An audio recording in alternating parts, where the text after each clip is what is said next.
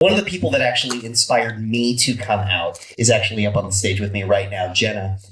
Because when Jenna came out, and we're going to talk about it, that helped me kind of reconfigure my own understanding of toxic masculinity.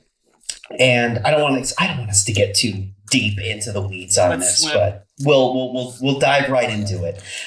So I want to ask both of you, first off, can you please introduce yourself and tell us your pronouns? Well, hello, everybody. My name is Jenna Doherty. I go by Jenna, but you could really call me whatever you want. Just don't call me late for dinner. My pronouns are she, her. I am 36 years old, and I don't know if we keep going or... I would say, I'll give you a brief overview. I came out at 28. I was repressed in a very conservative, fundamentalist, homeschooled Christian household. So you could imagine there was a lot of fucking shit I had to deal with before I came to who I was. And I am going on 37 now, and I am almost done with my physical transition. It's quite amazing. I don't quite know how I got here, but I am so fucking pumped. And I'm excited to tell everybody about my experience today. So, for you. I think, like with most queers, we kind of instinctively know as soon as we start gaining some kind of consciousness and awareness of what the world is going on. And when I was 5 years old, I would sit and I was completely sheltered, right? You know, all the bigots will tell you, oh, these trans people are coming in and they're grooming your children and they're giving them these ideas. And if they just were normal, blah, blah, blah. We all know that's bullshit. When I was 5 years old, I would sit in my bed at night and I would pray to God. And I would say, please turn me into a girl. I don't want to be a boy anymore. And I obviously it didn't work. And so throughout my life, I would sneak, I would dress up here and there, my mom's clothes, my sister's clothes. And I would just tell myself, oh, this is what I should be doing. And of course I would get guilty conscience. I'd be like, well, no, that's sinful, quote unquote. You can't do that. And so I had a sort of long, I was a theater kid. And so I kind of would blur the lines a little bit on Halloween and stuff. And some of my friends would be like, wow, you enjoy it a little bit too much. I'm like, I'm just acting, no big deal. And I remember specifically in high school, a girlfriend of mine for Twin Day during Spirit Week wanted me to be her twin. And I was like, oh my God, does she know? How does she know? And I was just like, no, you dummy. You're the class clown. Of course they're going to come pick you. And so I played it off. But it was the first time in public that I had done it. And it was like, wow. And they picked my name, Jenna.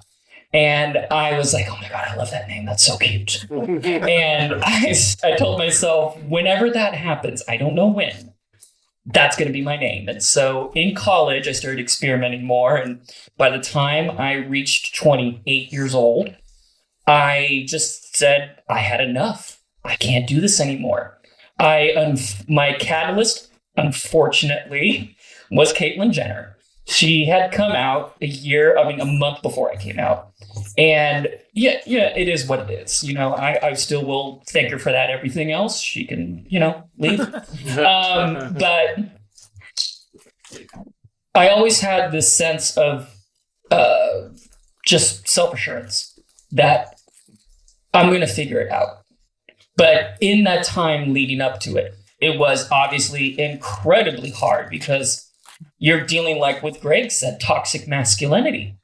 Every time you want to do something feminine, some guy would go like, that's gay, bro. And then you would, oh no. And then you kind of just have to mentally work it up. You know that when you're making this decision, it's going to be a big thing. And a lot of people in your family are not going to get it.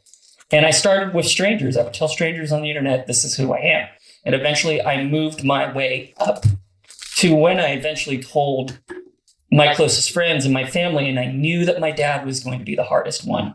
That's why I saved him for last. And I wrote him this big, long letter. I said, hey, Dad, this person that you raised and you named is going away, and I know that's going to be hard for you. I just want to let you know that if you want to make an effort, I'm here to help you. And sadly, of course, hell didn't freeze over. And he did not choose to stay in my life. But like Greg said, I am a big advocate of trying to help people where they're at and bring them, the ones sitting on the fence, the bigots. I don't even fucking go for those people. Just stay away. And for the people that support us, I don't need to worry about them. I focus on the people on the fence, and because I am cis passing and I am straight, I have a lot of support, and I'm financially pretty okay. I feel very obligated to do whatever I can to help those that aren't as fortunate in our community to be able to be comfortable being who they truly are, because we know how uncomfortable it is to have to live a lie, to have to pretend that we're not this person that society said we had to be, and how much that just breaks our spirit to the point. And so I like I said, I am very fortunate that I have been able to somewhat start making myself, I refer to myself an aspiring activist. I have not in any way where I want to be, but I've had some opportunities recently that have kind of pushed me farther on. I'm officially the LGBTQ representative for the city of Fremont during Pride Month. Yes, I was very proud of that. Some other opportunities have presented themselves, and so I'm things along with my finishing of my transition. I'm in a very, very good spot right now, and I'm very excited for what I'm doing and what I'm potentially going to be able to do in the future. So I hope that wasn't too long. That was a bit of my entire life in a nutshell. So thank you very much. Thank you. Honestly, thank you so much for sharing all of that with us. Honestly, it's hard. It's hard to get to a space where you feel comfortable sharing your story, and but doing so is very freeing. I've always found. Was there a moment that you saw yourself? I know, Jenna, you had mentioned of all people, Caitlyn Jenner. However, as a trans person that is on screen, that was extremely prominent, that had to have been kind of a semi-positive thing, seeing her on the screen. Well, I will clarify, Caitlyn Jenner was the catalyst that pushed me out of the closet. Unfortunately, we didn't have much good representation. You know, it was always the joke, Buffalo Bill or Michael Caine in Dressed to Kill, right? It's such horrible representation of trans people, make us look like, freaks who are murderers and kill people. And for me personally, a lot of my trans identity was stunted for a long time, mostly because it was either horrible media representation or pornography with horrible, transphobic slurs that they would use to categorize trans porn actresses and porn actors. And so my whole mentality was just askew. And it took me a long time to separate my female identity from what I had been trained to perceive on the internet. And it wasn't until I came across a trans girl on MySpace who was living in Fremont, the same city as me. And I said, oh, wow, she's not, like some weird representation in the media. It's not porn. It's just a person. And we actually became friends. And for a long time, she was kind of like an idol of mine. I never told her because I didn't want her to think I was like some weirdo who's like stalking her page or some shit like that. But I would tell her like, hey, look, I think I'm a cross-dresser. I don't know. I don't really know what terminology to use. And we kind of we hung out a couple times, and we're actually good friends now. But for a long time, I on top of all the shame that I had from my fundamentalist Christian upbringing, and not to mention just the toxic masculine culture that we've had to deal with for so long, I really did not get I'll be honest, I truly now, for the first time in my life since my surgeries, I really do feel like I'm finally coming into like my womanhood. Being a baby trans was, in a lot of ways, I tell people, was really hard because I had nothing to go off of. you know, right-wing bigoted media wants to tell you that we're everywhere, we're grooming and influencing all these children. It's not fucking true.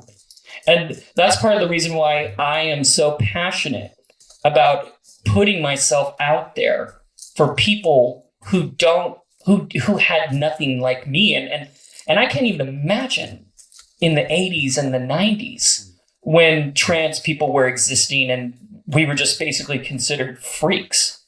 And, you know, it was really, really hard. Like I said, I just now feel like really for the first time in my life, I'm truly coming into my womanhood. And I really am starting to understand like the beauty and the diversity of our community and what it means to be trans and what it means to be queer. And so I guess in such a roundabout way, I guess I could tell you, I don't really know. I kind of just had to put that, you know, forge that path myself in a lot of ways. And at the very end, we had a problematic, toxic representative who kind of pushed me into the catalyst. So yeah, if I had to say, probably, I mean, obviously Laverne Cox, that helped, I will say. But I mean, my friend was probably the best representation because it was right there in my community. It was just another person that I could talk to, that I could be like, oh, wow, okay, this actually is okay. This is normal. I can do this. And, you know, it took me a few years to really muster up the courage because I had, as my former self, I knew, you remember, I knew a lot of people. I had a lot of different connections in my life. I really strategically thought out every person and every group of people. How are they potentially going to react? How am I going to mitigate potential loss? And it was just like this multiple step program, basically, that I kept in my brain. It's like, okay, this person, I'll deal with them in this way. This group, I deal with them in this way, yada, yada, yada. And eventually, somehow, I made it out the other side. And I'm incredibly proud of myself. And I feel really invigorated to just do whatever I can with the abilities and the skills and the blessings that I have to be able to hopefully make a little bit of an impact and make a little bit of a change. So, you know, because we're dealing right now with such a violent backlash, so many red states and even blue states, there's a lot of good blue states, but they're trying really hard to push all this groomer and anti-trans legislation. And it was actually one of my desires to become an advocate who can reach across into the Christian community because I have so much experience and I know the language and I know how to speak to these people. So that is like one thing for sure that I'm looking to do. But I feel like my field is completely open right now. So I'm really excited to see where I'm going. I would just say, along the similar lines to what Jerry said, like, what do you got to lose? The biggest thing I heard from a friend was when they were asked, you know, they were a little bit older and they said, you know, why did you come out so much later in life? And the biggest thing that they said that had the biggest impact on me, which was also a bit of a catalyst push for me, was they said, I don't want to go the rest of my life thinking, what if? And that had such a powerful impact on me because you think about sitting in this incredibly uncomfortable identity that's not you, and you're mentally just kind of tortured and you're just suffering. And you think about the life that you could have, and you know that it's going to be a big fucking road ahead. You know, I compare my transition a lot to, like, it's kind of dorky, but it's like a bit of a Lord of the Rings quest, right? Where you're starting off at the beginning and you have to go to Mordor and there's so much fucking shit in the way, talking trees and all that fun stuff. And for some reason, a bunch of twinks that are following you around. Oh, I know. They're so obsessed with jewelry.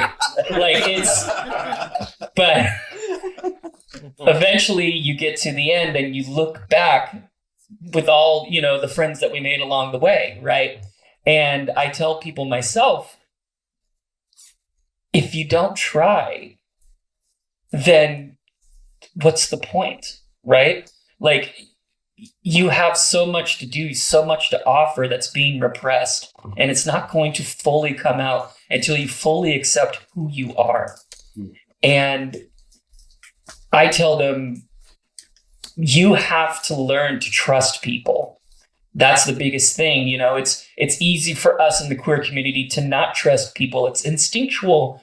It goes against our instincts a lot to put faith in other people. And that was the big thing I wanted to do with myself. And like I said, I come from a very privileged and blessed household, and I'm a very optimistic, go-getter kind of person. And so it's a little bit easier for me to read people's intent. I'm very good at it. And I've been burned. But I always tell people I'd rather be burned than be cynical, right? Because what life am I going to live if I'm stuck in a stale, flat identity that's not inspirational, that does nothing? In fact, it harms me. And so you just have to be able to take that first step of faith and say, I don't know what's going to happen, but I know that life sucks so much that I don't want anything to do with it. So I will brave the unknown rather than stay behind and be basic. And that's what I try to tell people. Like, you're going to get burned. It's going to happen. But stick with everybody in your life that you know has your back 100%. And I promise you, you're going to make it. It's going to be hard, but it's worth it. So that's what I tell people. Y'all give it up for Jenna and Jerry. Awesome. Thank you all so much for having us here. Thank you. Let's give it up to Silicon Valley Pride for this whole event.